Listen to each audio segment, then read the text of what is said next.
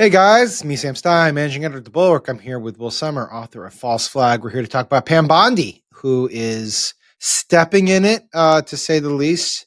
Will, let's set the scene, and then you can tell me what the reaction is. But Pam Bondi, our Attorney General, did the rounds yesterday. She was with Donald Trump in the White House. And then she did a couple of interviews. One with the Katie Miller podcast, a new podcast. I know you're a devoted listener. Are you a devoted Always, listener? always. Yeah, I should be. I hit the like and you really subscribe should button. be. Yeah, I have no And not excuse. at two times speed, at regular speed. You got to appreciate every word that comes in. Anyway, she goes on the podcast. She's asked about the Charlie Kirk assassination.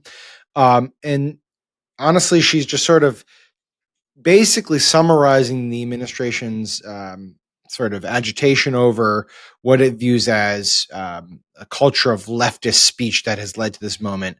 I should note, we don't really have really great convincing evidence that that is the case. In fact, we're supposed to get something today from prosecutors in Utah, but this is the line that's taken hold. Anyways, Bondi gets up there and she says, there's free speech and then there's hate speech.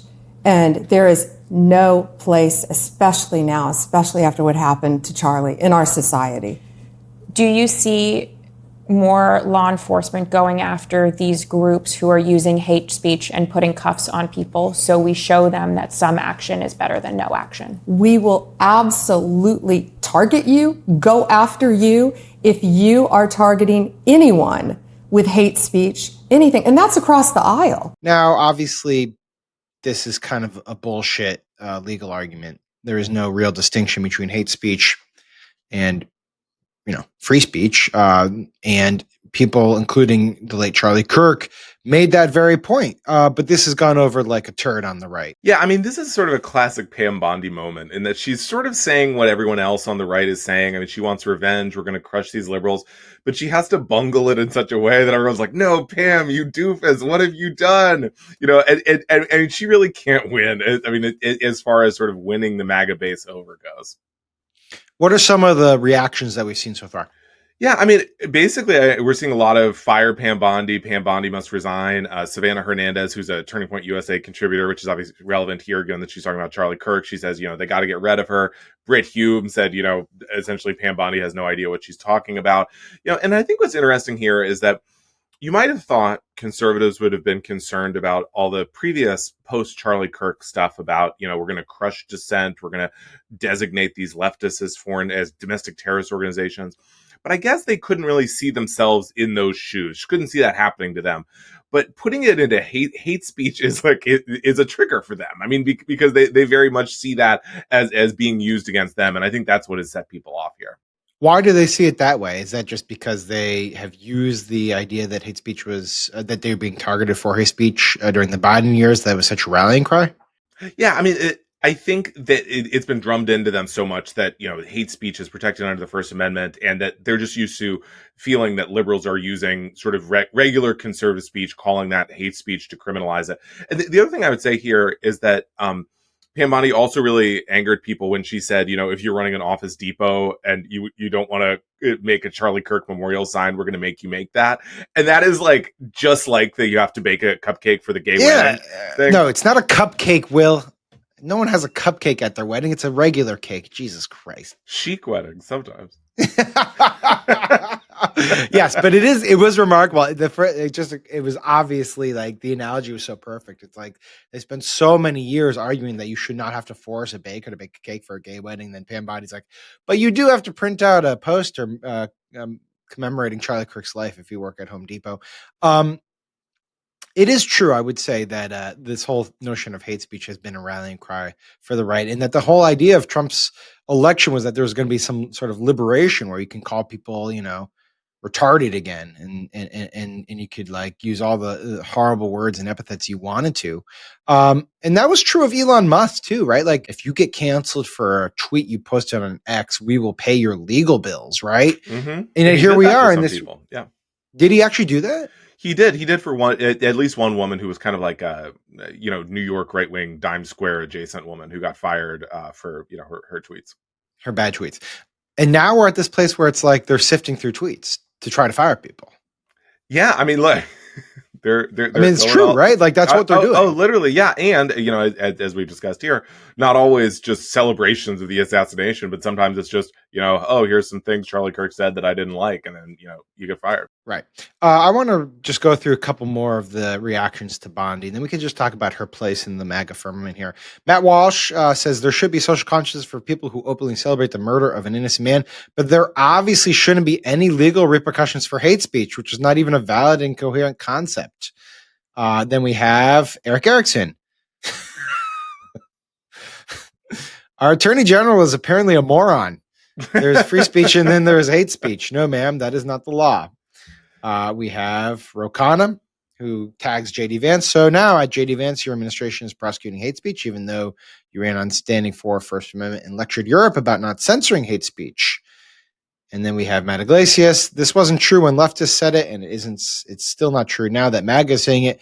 Free speech includes the right to say rude, hateful, disgusting, and inappropriate stuff. Steve Cortez.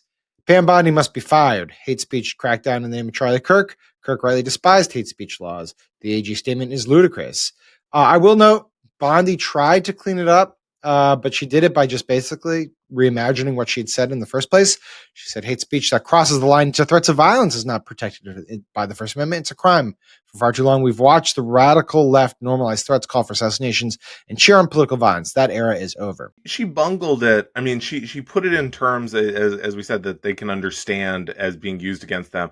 I mean, one guy, not as big a deal as the fellows you're talking about here, but this sort of like a Maha influencer named Kevin Bass, I thought put it in a funny way where he said, you can't criminalize hate speech, and that's not even what we want after this assassination. We want purges. We want roundups. I mean, things that are in many ways even more scary.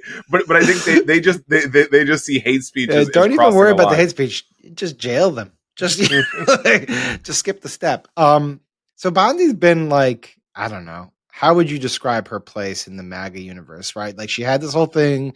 I mean, the whole thing. The Epstein file situation was obviously a huge misstep. She's had this clash with Bongino, although they apparently have figured out a way to coexist. She was only there because Matt Gaetz couldn't get confirmed, but she does have close ties to Trump. But what's the general prior to this? Because obviously now people are calling for her to be fired. But prior to this, what was her place in the firmament? I mean, I think she doesn't have a fan base, sort of a dedicated Bondi army in the way that someone like Bongino or Cash does. And I think she's, as you said, I mean, she came in after Gaetz, so they thought they were going to get Matt Gaetz, who was going to rule. And then suddenly they get like sort of this someone who's very loyal to Trump, but doesn't offer the base that kind of payoff that they want.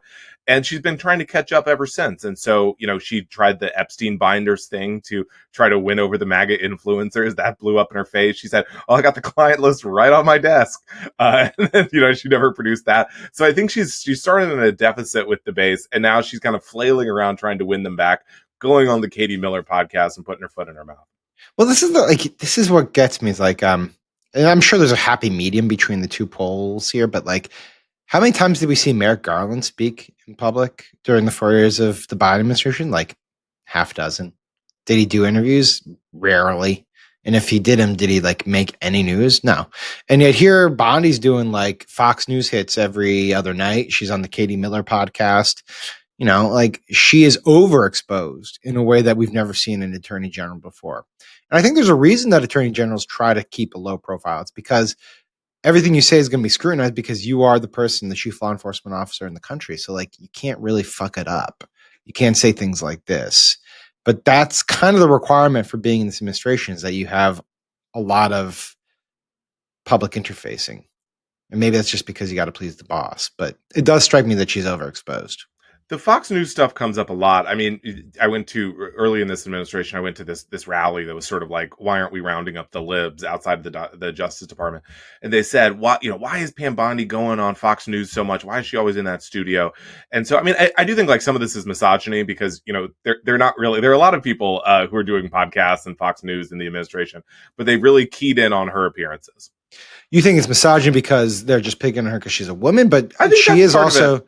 Really? Because she also is stepping in it. I mean, like, let's be real about it. Like, that's not what she said was really bad. Oh no, it definitely is. But I think not this incident in particular, but I think the broader like, oh, Pam Bondi, you know, you're going on Fox News too much. We got to get rid of you. I think because look, they're all blundering around. You know, the idea that she's like overdoing it compared to others is ridiculous, right? Like, I mean, Stephen Miller's on Fox every night. Bongino is, you know, Bongino doesn't. Bongino was on Megyn Kelly yesterday, and it's so bad because like they shouldn't be doing this about these investigations, but Megyn Kelly will just be like, "Can you just confirm the roommate's name?" And he goes, "Okay, yeah," you know. And, I mean, he's putting out all this stuff that you know they should not be doing, and I think obviously, yeah, that's on Pam Bondi's watch as well. Yeah, well, yeah, he reports up to her, and so like this whole thing about like flooding the zone with press hits. I mean, obviously it works because they're elected, but it also has real downsides in that you do shit like this and you get in trouble. The one other thing I would add about Pam Bondi is like we're talking about how she's kind of out of step with the base, but she also sort of is potentially in trouble with Trump. You know, it was only a month ago that Tulsi Gabbard threw out all this stuff about the deep state plot against Trump, and you know we're gonna round up all the Democrats who were involved in investigating him, and then that put a lot in Pam Bondi's lap. And so now it's kind of her responsibility to deal with that. Sure, but it feels like they're just moving on to the next. It's like they have so many things that they are supposed to be doing. Like, have they taken over Greenland yet? When's that happening? I feel like that one.